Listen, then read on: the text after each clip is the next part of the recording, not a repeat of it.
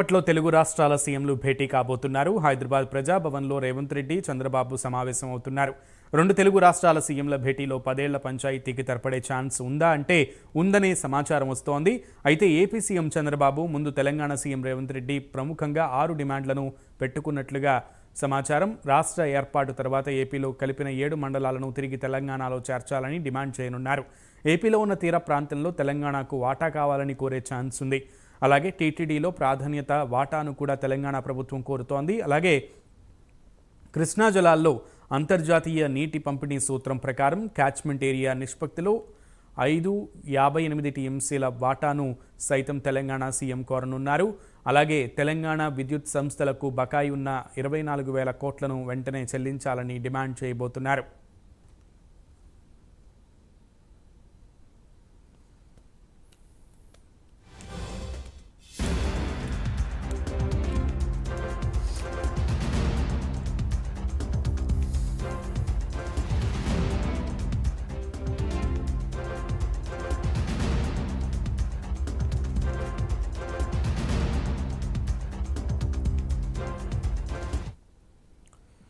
కాసేపట్లో తెలుగు రాష్ట్రాల సీఎంల భేటీ జరగబోతోంది. అయితే ముఖ్యంగా 6 డిమాండ్లను తెలంగాణ సీఎం ఏపీ సీఎం ముందుంచే అవకాశం ఉన్నట్లుగా తెలుస్తోంది. పూర్తి సమాచారం మా ప్రతినిధి చందు అందిస్తారు లైవ్ ద్వారా.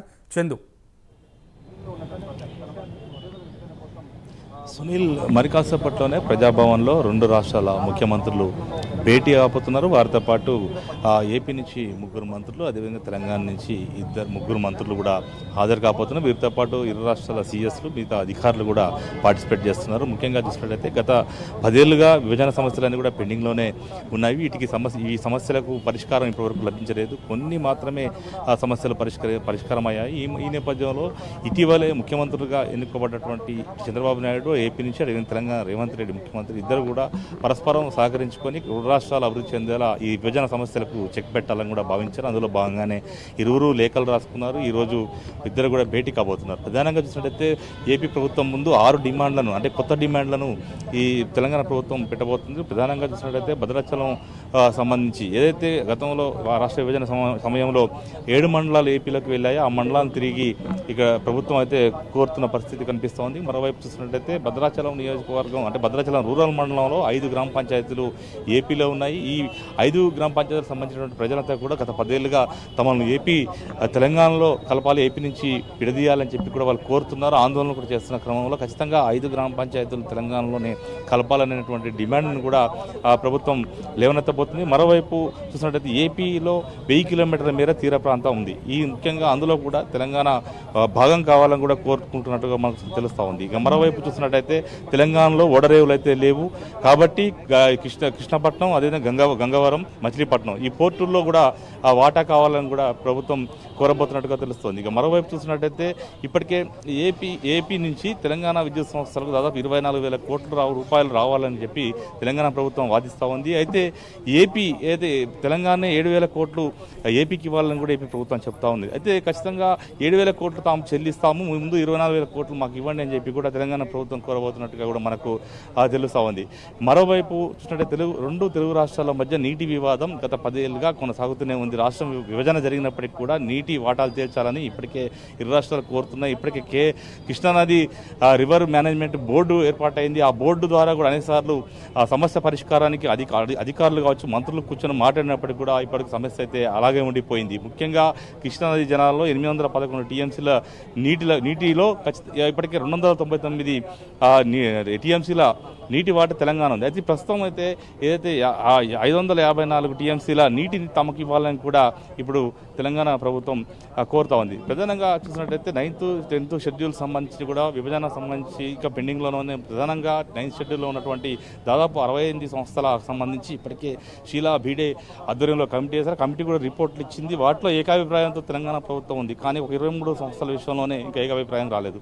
ఈ సమస్యలన్నీ కూడా ఇప్పుడు ఇరు రాష్ట్రాల ముఖ్యమంత్రుల భేటీలో ఒక కొలిక్కి వచ్చే అవకాశం మనకు కనిపిస్తుంది. ముఖ్యంగా చూసినట్టయితే ఈ 10th షెడ్యూల్లో ఉన్నటువంటి వాటిలో ప్రధానంగా ఆస్తుల పంపకం విషయంలో పేచి కొనసాగుతుంది. ఎందుకంటే హైదరాబాదు నగరంలో ఉన్నటువంటి ఆస్తులు ఏదైతే చాలా వేల కోట్ల రూపాయలకు సంబంధించిన ఆస్తులు కాబట్టి ఖచ్చితంగా ఇక్కడ ఉన్న ఆస్తులు ఈ రాష్ట్రానికి చెందాలని కూడా తెలంగాణ మొదటి నుంచి వాదిస్తూ ఉంది.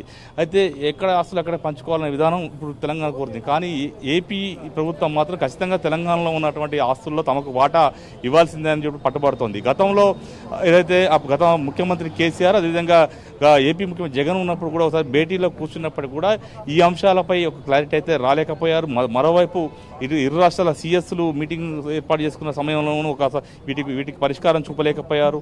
మొత్తంగా చూసినట్టయితే చాలా అంశాలు అయితే పెండింగ్లో ఉన్నటువంటి పరిస్థితి. దాంతోపాటు కొంతమంది ఉద్యోగుల స్థానికత అంశం కూడా ఇప్పుడు తెర మీదకి వచ్చే అవకాశం కనిపిస్తుంది. ఎందుకంటే చాలామంది ఉద్యోగులు అంటే తెలంగాణకు సంబంధించిన ఉద్యోగులు ఏపీలో ఉన్నారు, ఏపీ ఉద్యోగులు తెలంగాణలో పరస్పరం ఇక్కడి నుంచి వాళ్ళు అక్కడికి వెళ్ళడానికి ఇన్ని రోజులు అవకాశం లేకుండా పోయింది. కాబట్టి ఖచ్చితంగా తమ బాధను కూడా అర్థం చేసుకోవాలని కూడా ఉద్యోగులు కోరుతున్న పరిస్థితి కనిపిస్తుంది.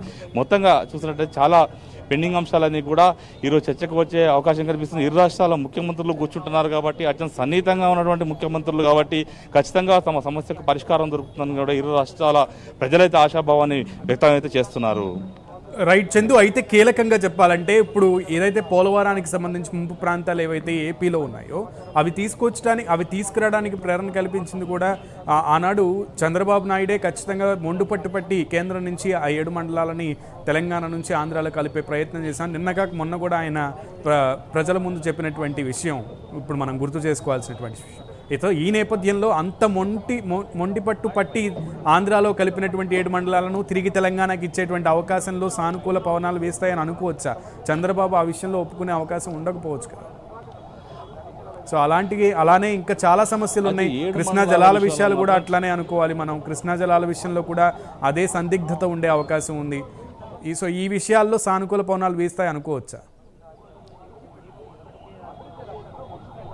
ఖచ్చితంగా అంటే గతంలో కూడా చంద్రబాబు నాయుడు కూడా ఇదే అంశాన్ని చెప్పారు. 7 మండలాలు ఖచ్చితంగా ఏపీలో కలిపితేనే తాను ముఖ్యమంత్రిగా ప్రమాణ స్వీకారం చేస్తానని మోడీ చెప్పినట్టు ఆయన గతంలో కూడా చెప్పిన పరిస్థితి ఉంది. ఈ నేపథ్యంలో 7 మండలాల విషయంలో మాత్రం ఏపీ ప్రభుత్వం వెనక్కి తగ్గేటువంటి పరిస్థితి అయితే కనిపించకపోవచ్చనే మనం చెప్పుకోవాలి. ఎందుకంటే ఖచ్చితంగా ఆ మండలాలు వాళ్ళే కావాలని కోరుకుంటున్నాం.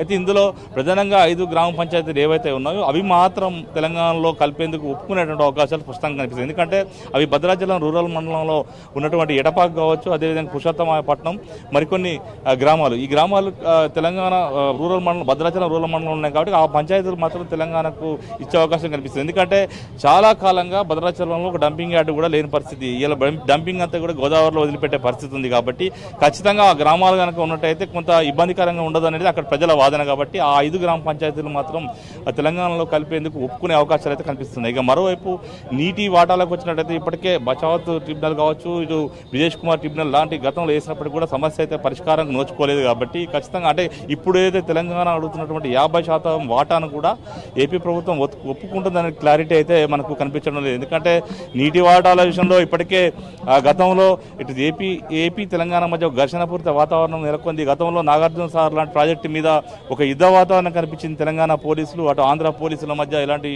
ఘర్షణ వాతావరణం తలెత్తుందో మనం చూసాం. కాబట్టి ఖచ్చితంగా అక్కడి ఏ ప్రభుత్వం కూడా తమకు నష్టం కలగాలని కోరుకోదు. కాబట్టి ఈ సమస్యకి ఎలా పరిష్కారం జరుగుతుందని మాత్రం ఇలా భేటీలో క్లారిటీ వచ్చే అవకాశం అయితే మనకు స్పష్టంగా కనిపిస్తూ ఉంది. సునీల్. రైట్ చందు.